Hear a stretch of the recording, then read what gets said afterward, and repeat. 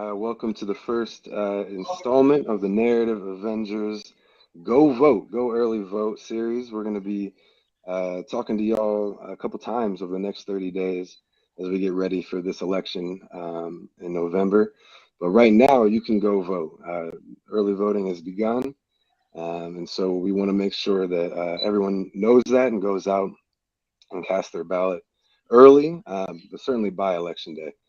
And let me introduce myself for a second. My name is James Hayes. My pronouns are he, him, his. I'm the co-director at Ohio Voice.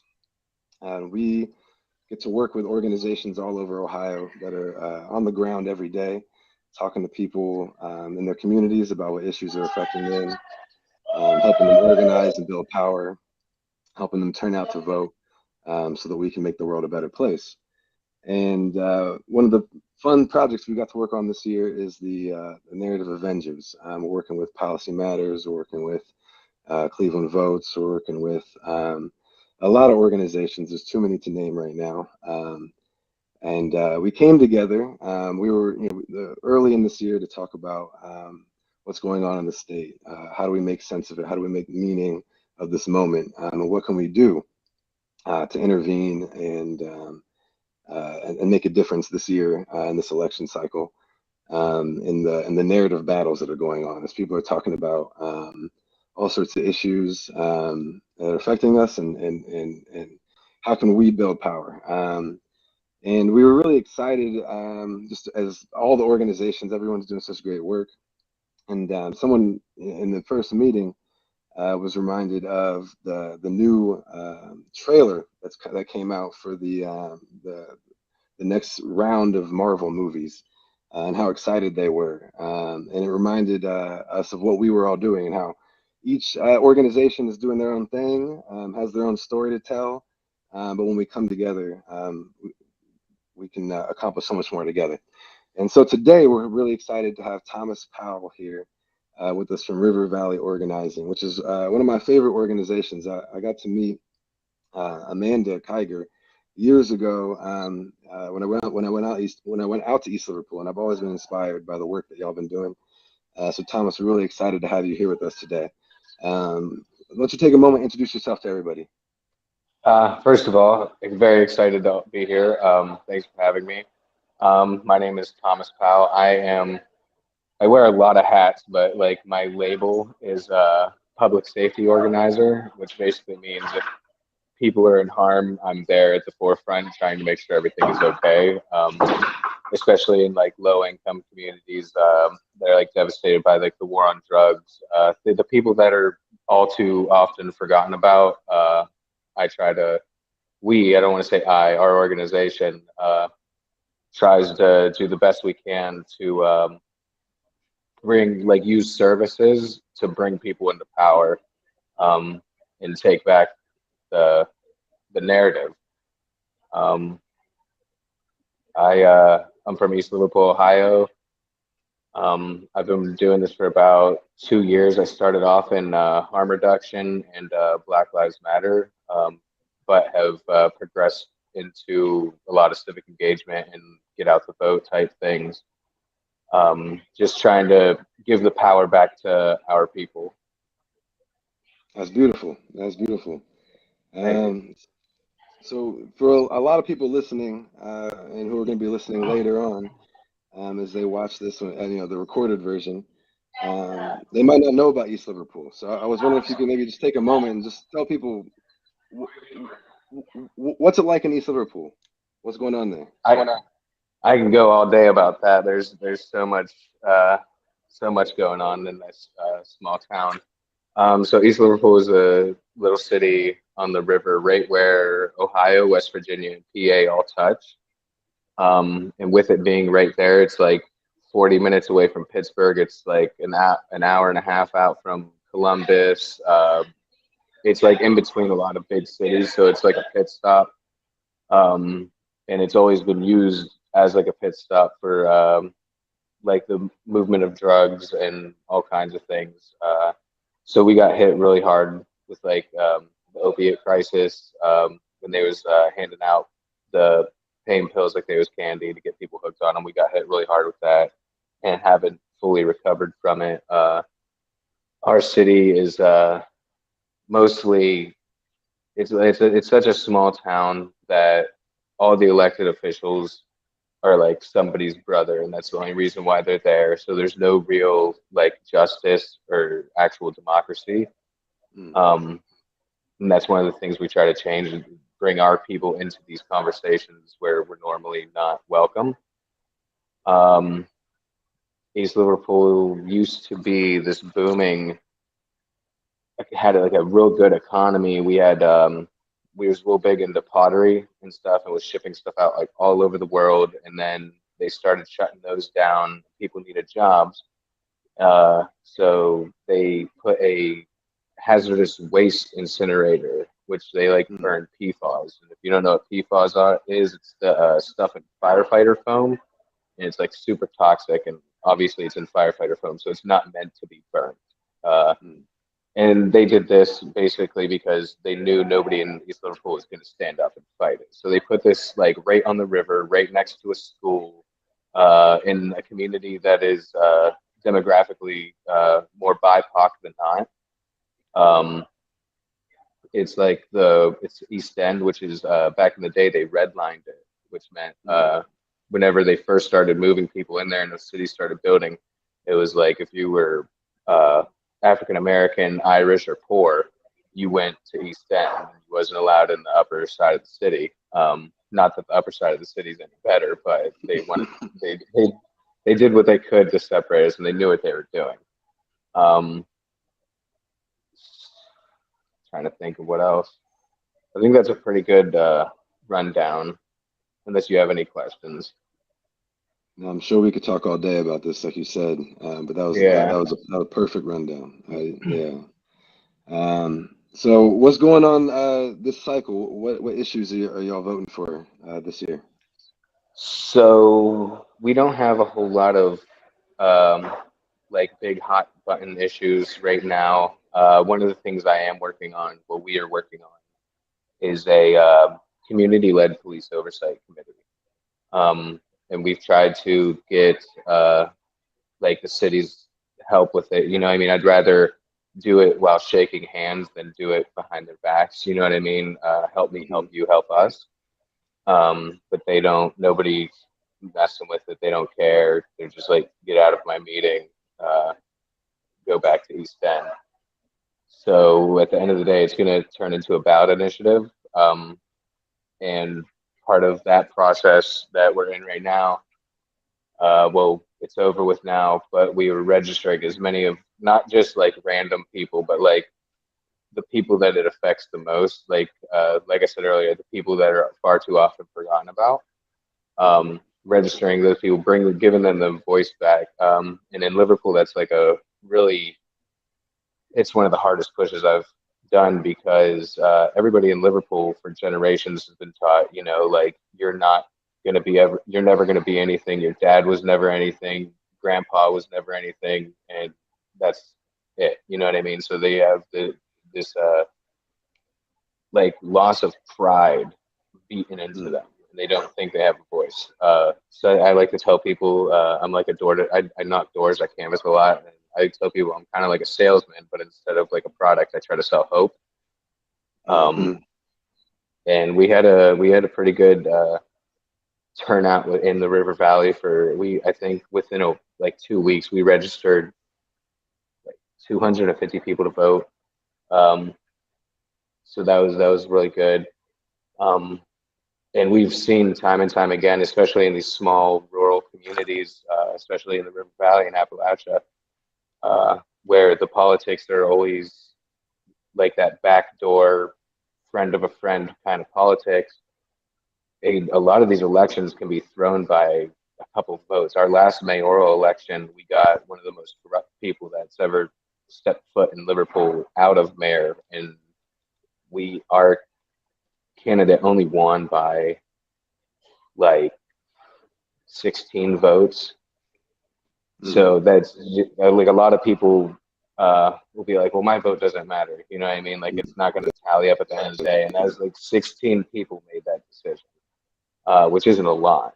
Um, and I see it happen. all the time. There was a a ballot initiative, I think, in Portsmouth, which is another spot where we have an office. It's at the bottom of Ohio. Um, and like the police was trying to get the funding for a tank, Mm. and it ended up going to vote, and we hurried up and like just went around beating on people's doors, like, hey, you know they're down here trying to do this. Like, how do you feel about that? Oh, you don't like it? Get in the car. We're going to vote. Um, Things like that. Uh, Civic engagement is super important. I used to not be too into it. I was one of those people that's like, it doesn't matter. You know what I mean? My life's not going to change. But I've watched, especially um, pushing, I don't know if you guys know what the MAT Act is, but it's been something we've been pushing for a while. It's the material, medically assisted treatment program. It's like Suboxone and stuff like that. And I've watched this grow from like just an idea to like we're about to hopefully win. And it takes a lot of work, a lot of voting, a lot of civic engagement, a lot of politicking, talking to the right people. But things like that can be done. And a lot of people don't realize like the way our systems are supposed to be. Uh, like if you have an idea and a lot of people in your community feel the same way, that's perfect, great. Bring it to the ballot. Take it to your city council. I love sending people to city council meetings, getting their opinions out there because half the time you go to a city council meeting, it's the same like 13 people in there every time, and they just, Hmm. you know, I mean, they make decisions about the community behind the community's back. So whenever you get a whole bunch of people from like the lower income communities and me walking in there and filling up the whole room, it's intimidating to them. They don't know what to do. No doubt. With Yeah, No, that's really yeah, I've seen the same thing. It's so powerful what you shared just about how few people can swing an election, especially at that local level. And a lot of times, yeah, I also have not always appreciated the importance of the vote and how much power we can wield, particularly at that local level, because it does feel so. Um, it feels like we're so distant from power so often. It feels like we're unable to really hmm make a difference, especially if we're just individuals. And that's why it's so powerful what y'all are doing, organizing, bringing people together. So we're not isolated, but we're fighting together, going door to door and bringing people with you. That's the work that we got to do. So I really appreciate you, man. And before you go, we're gonna ask everybody. I don't know if you're into the Avengers, but who is your favorite Avenger? um, hmm. Iron Man's one of them, right? Iron Man is, yep. I dig Iron Man. It's hard to keep track because I feel like every movie they add somebody else. And it's like really dramatic. Like at the end, you just see this like ominous shadow for the next movie. For Um, sure, yeah. so yeah, Iron Man. Yeah, Iron Man, yeah, he's my favorite billionaire for sure. I still think we shouldn't have billionaires, but if we had to have one, I guess Tony Stark wouldn't be too bad. Um, Yeah, he's pretty cool. yeah, he's pretty cool. He's pretty cool. All right. Well, I really appreciate you, Thomas. And best of luck as y'all are out there fighting, trying to get that civilian oversight board. I know anything we can do to support y'all, we'd love to do. And I know there's people in Akron right now having a similar fight. Hopefully, some of that momentum can come y'all's way, and we can get that thing done next year. Yeah, and if anybody's watching and is interested about this, my email, you can always email me at Thomas at rivervalleyorganizing.org, and I'd love to talk. And I guess one more thing before I go, it's like our motto. One of the things we do best at River Valley Organizing that separates us from a lot of people is what we call the service to power model, bringing people in and out to get to the point where they can start to stand up and have themselves. That's beautiful. That's beautiful. Thank you. All right, Thomas. So best of luck out there in Puerto Rico. Hope you stay cool. Hope you have a good time. Hope y'all get to Oh hug yeah, sometime. Yeah, hopefully. We got a long day, but I'm gonna get there, even if it's tonight late. I'm gonna get Yeah, there. yeah, But it yeah. I was know. so, thank you for having me, man. Yeah, for sure. Appreciate you. I'm sure I'll be seeing you soon. All right. Well, that was pretty good. That was pretty great. And hey, Isabel, awesome. Really Hi, excited. James. Yeah, so excited to have you here. And we'll keep the conversation flowing. So we got Isabel Alvarado from the Central Ohio Worker Center. Um, oh yeah, no, it's good, Caitlin. Um, and Really excited to have you join us today. I'm going to pull up the questions that we have for you. So yeah, just wanted to start with getting a sense for the work that y'all are doing at the Central Ohio Worker Center, and just like how are the issues you're working on affected by voting or affect voting. Hi, James again, and hi, everyone. And thank you for having me. As you said, my name is Isabel Alvarado, and I'm the outreach coordinator with the Central Ohio Worker Center. Most days in the Central Ohio Worker Center, we are in contact with workers facing workplace violations, mostly wage theft, which means not getting paid for the work hours, being paid less than the minimum wage or the promised rate of pay. We also receive other employment related calls. And this community that we serve is mainly of low wage and immigrant workers who unfortunately are most likely the victims of wage theft. And this issue of the issue low wage workers and immigrants face in their workplace are directly affected by voting and affects voting.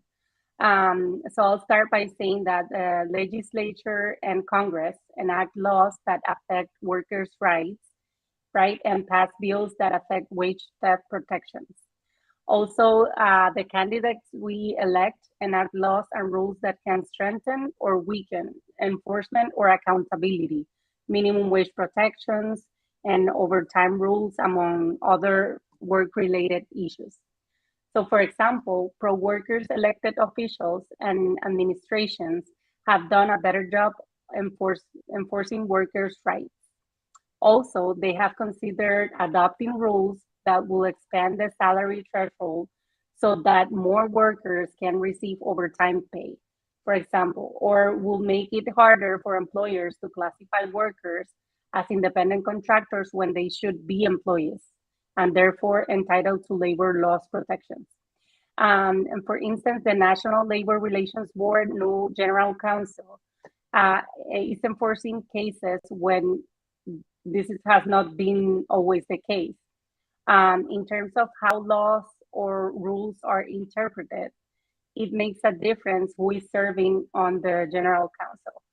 A pro worker council, for instance, has asked the board or the people making decisions on what the law means to find mandatory meetings in which employees are forced to listen to employer speech concerning the exercise of their labor rights, including captive audience meetings, a violation of the National Labor Relations Act.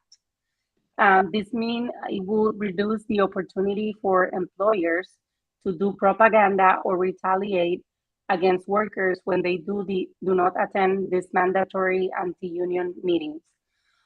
Also, she has considered adopting a policy that will, by a supermajority of workers who petition to establish a union, require the employer to recognize a union. And in terms of the elected judges, um, it can affect workers' issues as well. For example, Supreme Court, like I think around 3 years ago, overturned a decision making all workers, union and non-union alike, have the right to union representation, but not required to pay the union fees. So voting not only impacts who is in Congress, state legislatures, or courts, but also at the level, as we were speaking before.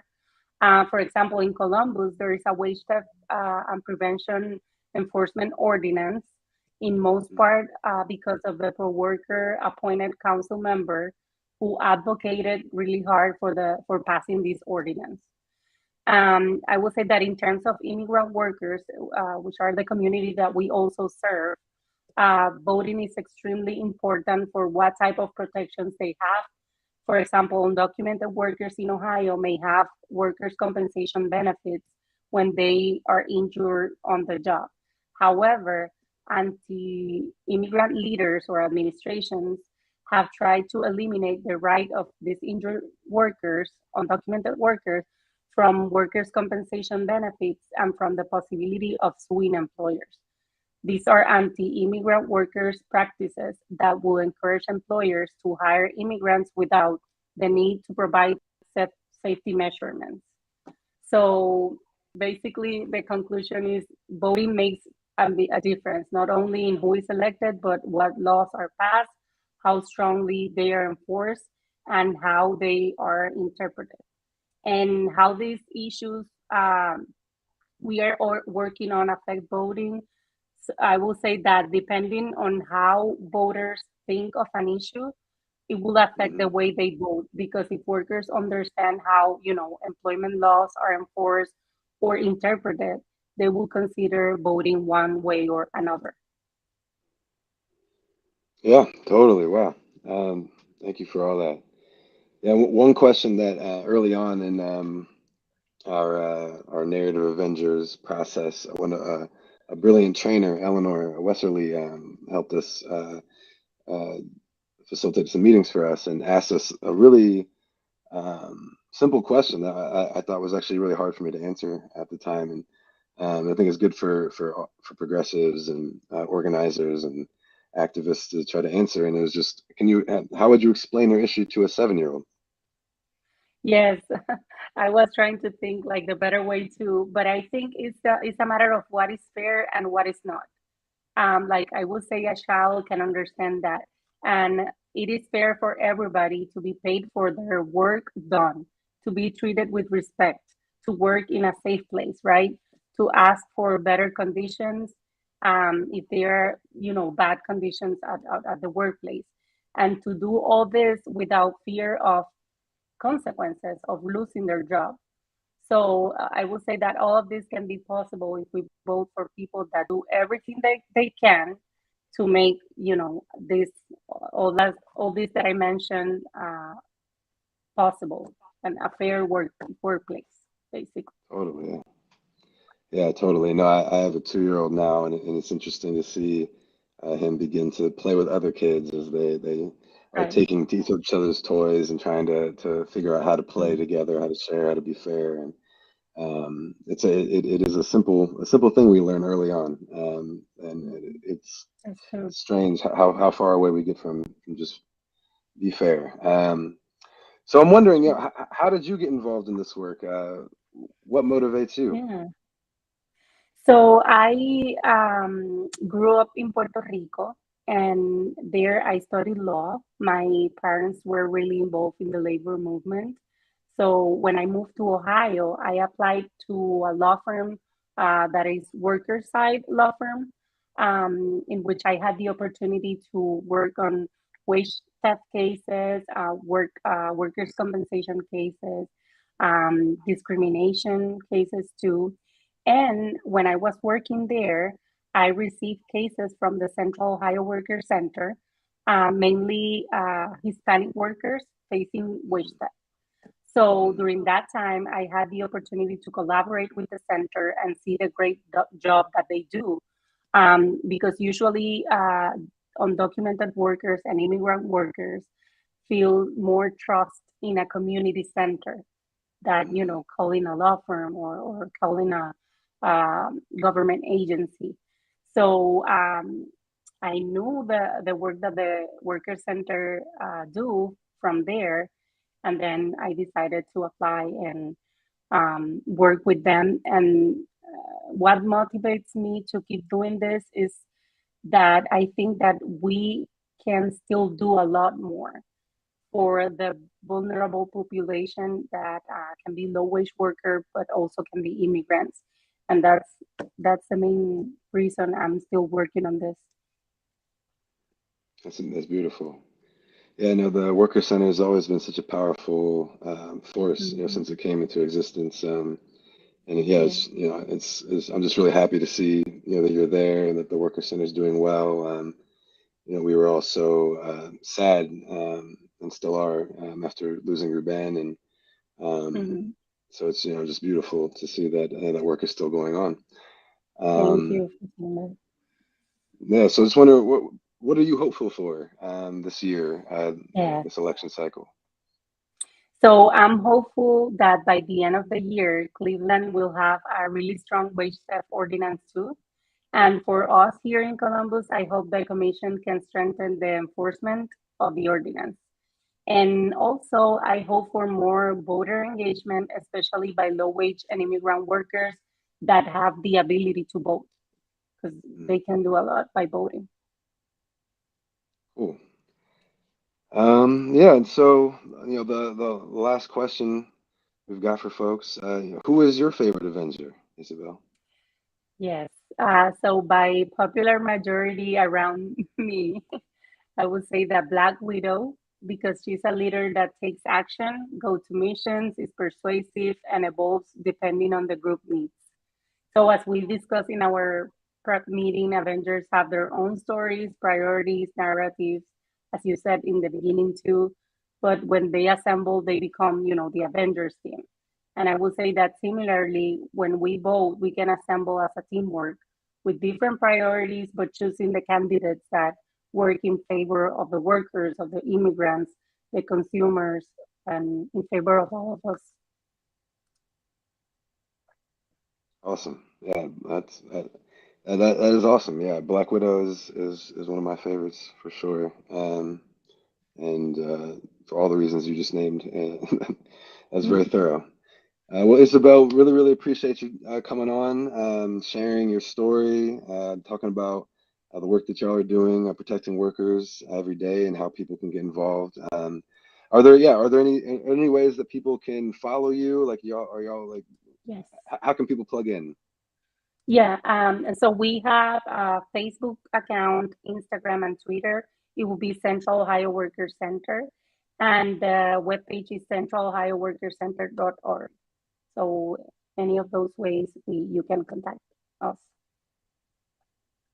Okay, cool. Well, thank you so much for the work that you Thank you for do. having me. Yep, take care. Have a good weekend and all that. All right. That was really special. So next up, we're going to be hearing. Actually, I don't know Mike's last name, but Mike from Policy Matters, Ohio. Mike Shields. Mike There he Shields. is, the man himself. Hey, James. That's a strong name, Mike Shields. Well, it's good to see you. Really happy to have you on. Why don't you take a second, introduce yourself to folks. Who are you? Where are you calling in from? Sure. I'm here in Cleveland. I'm at Policy Matters, Ohio. Here I work as a researcher and I deal with jobs and job quality. At Policy Matters, we're a research and policy organization. We focus on building an Ohio economy that works for everybody. Beautiful, beautiful. Thank you. Yeah. So why don't you tell us what is your community voting for? Is the question we've been asking, but just sort of like what issue have you come here to talk to us today about? For sure. So as a researcher, I write about jobs with a focus on economic justice. So I'm looking at questions about wages and about job quality. And I was asked to come on today and talk about inflation. And I think that there are a few things to recognize about inflation and our policy response to it. One is that voters don't get a direct say in how we manage inflation. And I think there's an irony inherent in that, which is that the consequences of our policy choices can actually constrain people's voice in other spheres of their lives. Specifically here, I mean on the job.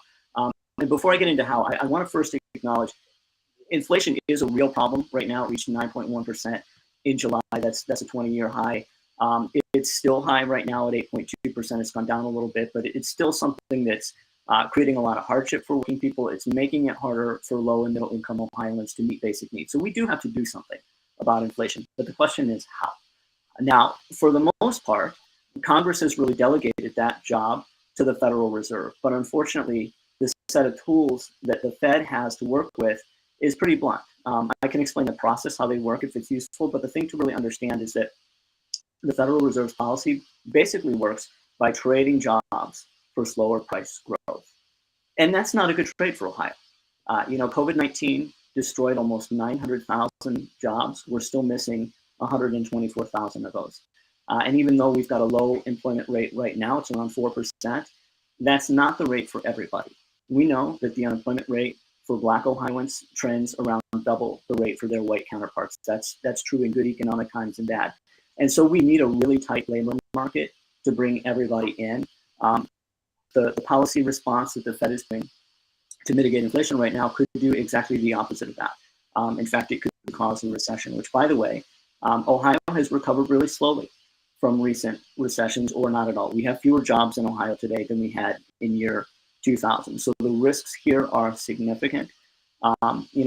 Federal Reserve overreach has caused major job loss and recession before. And this is where I come back to the question of workplace democracy. The Fed in the early 1980s responded to inflation by pushing interest rates up really high, as high as 20%. Now, one of the consequences of that policy was to destroy hundreds of thousands of manufacturing jobs across the US. It's one factor, it's not the only factor, but it's one of the things that caused Ohio to lose 700,000 manufacturing jobs since the 1970s. We have never gotten those jobs back. And with the loss of those jobs, we've lost our union density as well. Today, about 13% of Ohio workers are represented by a union, even though surveys show that more than half of Americans want to belong to a union. 2/3 of Americans say that they approve of unions. And so we're right now, despite that, folks do not have the workplace representation that they want to have. And that loss of representation, and again, we lost a lot of that with the high quality jobs that we lost. This is a trade-off that policymakers chose to make with little consultation of the general public. Again, voters don't get to vote on the policy tools that we use to control inflation. And the policies that we landed on cost a whole lot of jobs, and they cost high quality union dense jobs. That limits Ohioans' ability to exercise their voice at work for better pay, for better working conditions, paid time off to care for their family, you name it. So the thing is, this is not the only way that we could manage inflation. Congress has power here. The question is whether they choose to wield it, right? So there are better things that we could be doing. Congress could pass a temporary excess profits tax. That would let firms recover the increased costs that they're facing right now, but it would stop the price gouging. To be clear, corporate profiteering didn't start the inflation that we're facing right now. COVID-19 absolutely did. It changed people's buying patterns. People bought more goods and fewer services, and it also created supply chain bottlenecks that slowed down production. Those were real. But in this environment, corporations have taken advantage of the opportunity. People expect higher prices right now, and they're jacking up their prices. So they've not only used this moment to recover the increased costs that they're facing by passing those on to consumers, corporations are actually price gouging. They're making profits as a result of people's hardship. And this is on top of record high profits that they made during COVID-19. So Congress could do better by passing an excess profits tax, not even on a temporary basis, that would direct the cost of controlling inflation to the corporations that right now are really driving it. Corporate profits have made up 40% of the cost of inflation since the recovery started. That's double the cost that labor increases in terms of wages have comprised. So corporate profits are really driving this now, even though they didn't start it initially. That's something that would be better, more targeted policy. We could grow our labor force by making childcare available to parents who want to work. We know a lot of parents, particularly moms, were sidelined for work by COVID-19. We had childcare deserts in almost every Appalachian county in Ohio, in other communities as well, but very much so in Appalachia. Those were exacerbated by COVID-19. We could fix that problem. It would bring more people into work.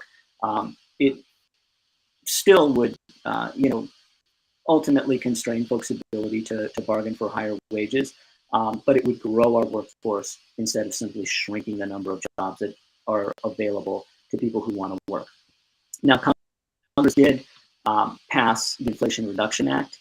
That's going to make some longer-term structural changes that are going to make us less susceptible to inflation. So things like diversifying our energy economy and making it more sustainable. Of course, allowing for negotiations of prescription drug prices through Medicaid. So those factors are going to help long-term. But again, there's a need for Congress to really step up and to take an active role in this. They have the ability to make much more targeted policy decisions than what the Fed can do. I think the Fed acts in good faith. The trouble is there are major costs associated with the policy tools that they have. So you got to be more focused.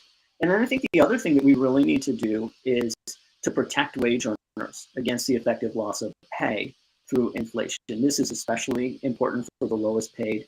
And this is a space where, there's nothing you can go out and vote for on this right now that I know of. But, this is something that we've done in the past through ballot initiative. Ohio voters wisely in 2006 raised the minimum wage and indexed it to inflation. That's the reason that Ohio's minimum wage is going to reset to 1010 this coming January. It's important to recognize that index is a safeguard. It protects the lowest paid Ohioans against effective losses in the value of their pay as a result of inflation. Policymakers who want to push down wages know that they can quietly let inflation do the work for them. If Congress had indexed the highest minimum wage that they've ever passed, this was way back in 1968, it would be worth about $14 an hour today. Since they didn't do that, the federal minimum wage has been cut nearly in half. Now, Ohio is a bit better. Voters, not lawmakers, did that. Voters did it. So to kind of close the loop on participation, I can't tell listeners, go out and vote on the inflation reduction strategy, go out and vote to raise the minimum wage, but I do definitely encourage folks to demand accountability on these issues from your lawmakers and to build power at your workplace. You can do that by joining or forming a union. Well, Mike, I really appreciate all that. I heard three main things that we could do to fight inflation. And I really appreciate just taking time to even talk about inflation, because it's not something that many organizations are doing work around. Like you said, there's not anything we can vote on. The people who really are making the decisions about how to fight inflation aren't even people we vote for.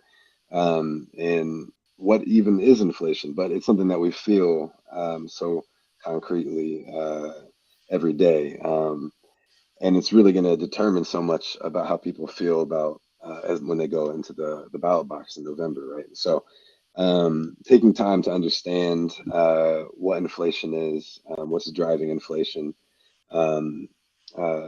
is really important. And I was just wondering if you could talk a little bit more. You were saying that that the largest driver of inflation right now is corporate profits. So I was just wondering if you could talk a little bit more about that. And you said like they've already been making record high profits, and you suggested an excess profits tax as a potential solution. So I was wondering if you could say a little bit more about what is an excess profits tax. Yeah, it could be defined as a tax on profits exceeding what you made last year, for instance, or what you made in year 2020, which corporations were making record profits during COVID-19. So there are different ways to set that definition.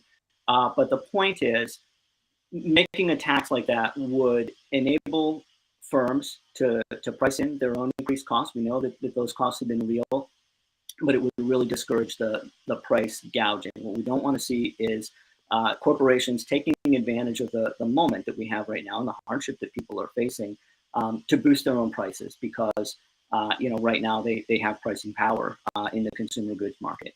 That's something that we're seeing corporations really exploit. If we didn't see this increase in profits as a major driver of inflation, inflation would be a little more than half of what it's at right now. Corporate profits have made up about 40% of that. And I'll also just note, this is historically, this is not typical. In the 40 years before COVID-19, corporate profits made up about 13% of the cost of inflation. So, it's really been sort of turned on its head. Corporate profits are really driving this. Wage increases used to be the biggest factor because, of course, working people would respond to inflation by bargaining for higher wages. People are really constrained in their ability to do that right now. In fact, that's one thing that I think is likely to pull down inflation in a couple of months. So that part of it is, it's good that we sort of have a context baked in that is going to, work against the price increases that we're seeing. But of course, it's discouraging that that's very much going to come at the expense of working people. Yeah, no, without a doubt, without a doubt.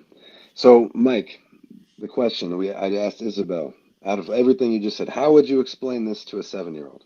How would you explain inflation to a 7-year-old? Yeah, I mean, I'm going to do my best. Look, my nephews think that I'm a scientist, so I don't know about 7, but let's get into the real talk, right? I get really tired of people talking about the economy and inflation in euphemisms, soft landing. We're talking about people's jobs and their ability to feed their families. People are the economy. People are stakeholders in the policies that we choose, and certainly, we're all going to be affected by the outcomes. So, one of the things that I want to get into in our talk, people have asked me, is a recession so bad? We've had signals from the Fed that they are willing to engineer a recession in order to get a handle on the inflation that we're facing right now. Is a recession so bad? Is it possible that inflation is worse? No, inflation's not worse. Here's the thing. High inflation is not good. It makes it hard for low and middle income people to meet basic needs.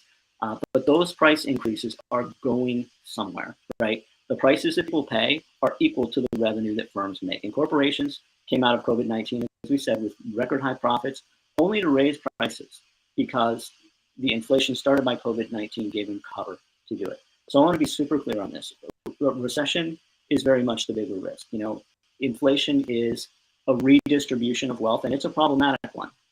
But a recession actually makes us poorer. It idles resources. It puts people out of work. And it can take a decade or more to catch up on the earnings that people lose. Think about people graduating into a recession.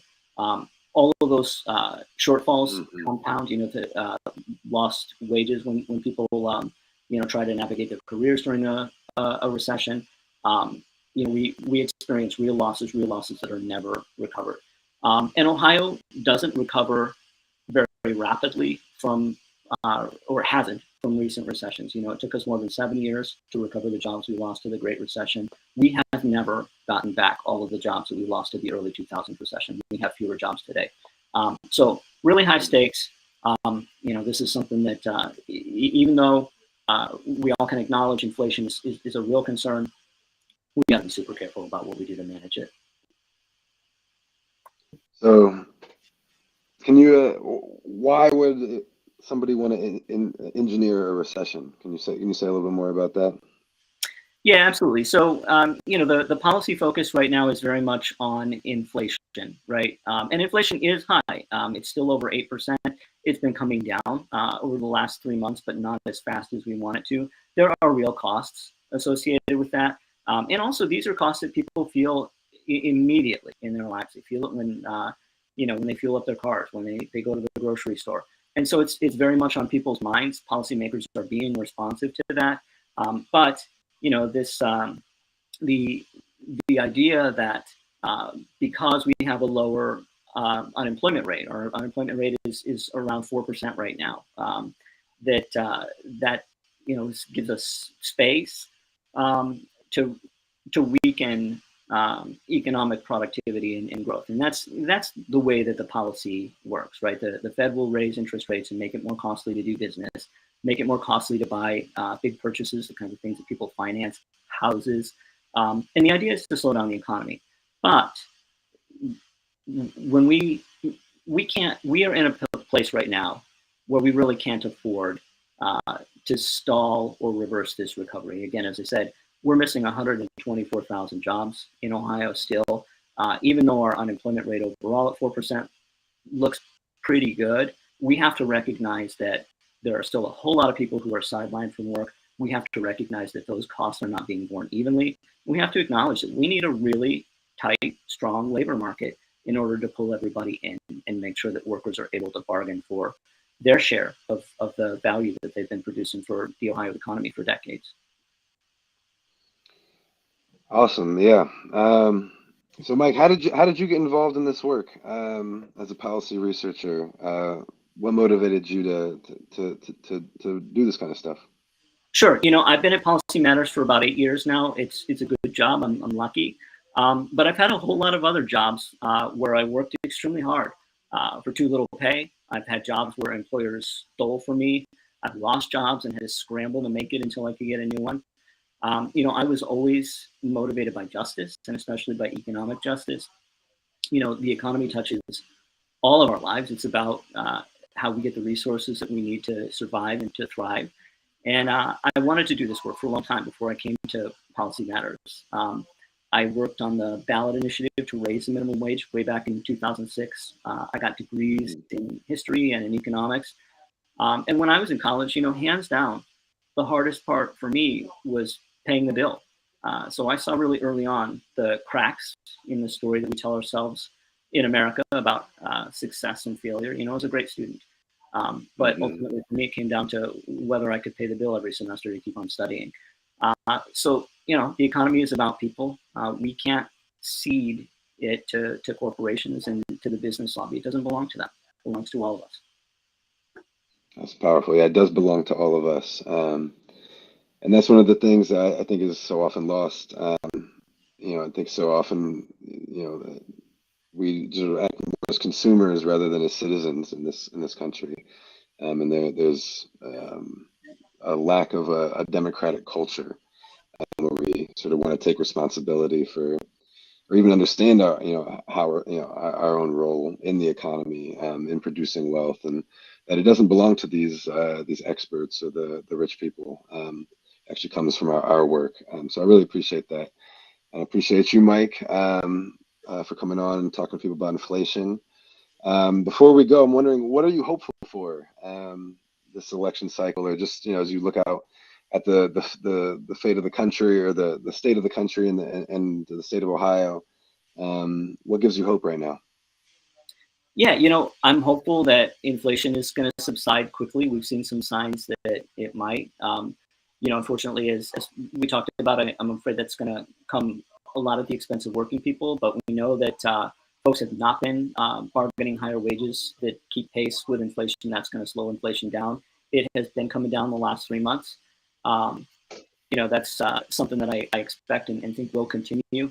I'm hopeful that our economy will withstand the pressure the policymakers at the Fed are putting on it right now with higher interest rates without being pushed into a recession. As you know, that's my bigger fear, really, is a recession than the inflation that we're facing, is challenging as it is. And for the long term, I'm super encouraged by the increase in workplace organizing that we've seen in the last 2 years, and by the wins. Shout out to the Columbus teachers for winning heating and air conditioning in their classrooms, smaller class sizes. When people claim power in their workplaces and build democratic processes there, they don't just win for themselves, they win for all of us. That's a perfect note to end on. So Mike, really appreciate you for joining us. And giving people such a good rundown on what's going on with inflation. And for those of you who've made it this far, probably I'm going to guess 0 people made it this far, but we'll see. We'll see when I get off. But for those of you who tuned in, I just really appreciate you for taking a moment to listen to these leaders who are doing work on the ground every day. Or doing research to support the work on the ground that's really going to make a difference in the state of Ohio over the next decade, and it's really going to take that long. We're going to have that type of commitment for us to really see Ohio become a state that belongs to all of us, that welcomes all of us, that a place where all of our families and communities can thrive. But it starts this year. It starts in this next 30 days. It starts right now, as no matter where you are in the state, making sure that you're making a plan to go out and vote early if you can, and certainly by election day, because the process is iterative, and we have to go out and show our power now, and then keep organizing, keep building at our local levels around whatever issues are really affecting us in our communities, and then coming together over time. And if we, do the work that we saw River Valley organizing, doing, that we saw the Central Ohio Worker Center doing, that we heard about from Policy Matters. If we dig in and we commit to doing this work over the next 4 or 5, 6 years, we're going to see some real gains. And it's been a long time in Ohio since we've had a lot to cheer for, but we can change that in the next month. So really appreciate all of y'all for hopping on and tuning in. We're going to be back. I don't know exactly how many times we're going to be back, Caitlin. We'll be back like 5 more times. 3 more times. We'll be back 3 more times with a handful more organizations. So I'm really excited just to hear more stories about what's going on. Next week we'll be talking about education, the state of education. There's so much going on, affecting our K-12 schools, from the boogeyman of critical race theory that's been raised from the right, and the attacks on trans kids and LGBTQ students. And so there's a lot that we have to fight back against, and there's also been there's a lot to cheer for, and a lot of gains have been made. So we'll be hearing from Honesty for Ohio Education, and the Ohio Education Association, also the Ohio Federation of Teachers. So next week will be all about education. Really excited for that. So see y'all then.